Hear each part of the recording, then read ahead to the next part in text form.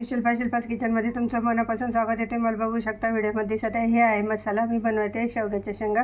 त्यासाठी हे कांदा लसूण आणि कोथिंबीर हे पिसून घेतलेलं आहे। कांदा भाजला होता इकडे ठेवलेला आहे। कढईमध्ये तेल टाकलेलं आहे। इथे मी याच्यामध्ये शेंगा शिजायला टाकले होते म्हणून ते कढईमध्ये काळा आहे। तर याच्यामध्ये तेल टाकलेलं आहे आणि आता बघू शकता हा मसाला आपल्याला याच्यात टाकायचा आहे। बघू शकता याला छान असं आपल्याला हे मसाला परतून घ्यायचा आहे। मसाला परतला झालेला आहे। त्याच्यासोबत टाकायचं आहे लाल मिरची पावडर। लाल मिरची पावडर तुमच्या हिशोबाने कमी जास्त करू शकता। मी इथे 2 मोठे चमचे टाकलेले आहे। इथे 1 चमचा धना पावडर आणि चिमूटभर हळदी पावडर आणि याला पण छान असं आपल्याला मिक्स करायचं आहे। अशा पद्धतीने शेवग्याच्या शेंगा मसाल्याचे करून बघा, खूप छान आणि खूप टेस्टी लागतात। ते बघू शकता याला पण आपल्याला असं तेल सुटेपर्यंत याला मसाल्याला शिजू द्यायचं। मसाल्याला छान असं तेल सुटलेलं आहे। सोबत टाकायचं आहे चवीपुरतं मीठ आणि हा कांदा लसूण मसाला।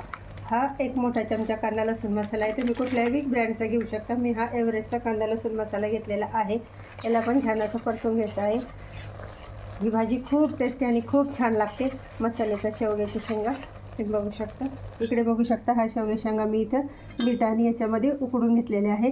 थोडंसं तेल आणि मीठ टाकून याच्यामध्ये हे शिजवून घेतलेलं आहे। आता आपला हा मसाला पण छान तेल सुटलेला आहे। याला पण आता आपल्याला हा शेवग्याच्या शेंगा याच्यामध्ये टाकायचा आहे। तुम्ही बघू शकता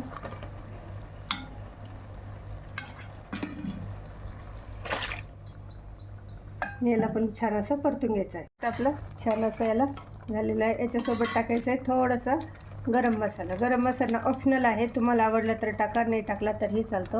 याला मी छान असं अर्धा चमचा टाकलेला आहे। याला पण छान असं परतून घ्यायचं आहे। बघू शकता किती सुंदर अशी आपली ही भाजी तयार होत आहे। त्यासोबत टाकायचं आहे आपल्याला थोडंसं पाणी। हे मी 1 ग्लास पाणी टाकलेलं आहे। तुम्ही तुमच्या आवडीनुसार मेंबरनुसार हे पाणी टाकू शकता। मी इथे 1 ग्लास पाणी टाकलेलं आहे। आता याला छान असं आपल्याला भाजीला उकळी येऊन द्यायची आहे। आता थोडंसं कसुरी मेथी, ही पण ऑप्शनल आहे, तुम्हाला आवडली तर टाका, नाही टाकली तरीही चालते।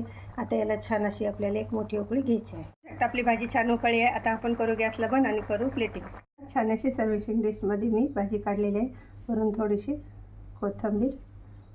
तर तुम्हाला अशी ही माझी मसाल्याची शेवग्याची शेंगा कशा वाटल्या नक्की कमेंट करून सांगा। शेअर करा, सबस्क्राईबर करा, शिल्पास किचनला लाईक करा।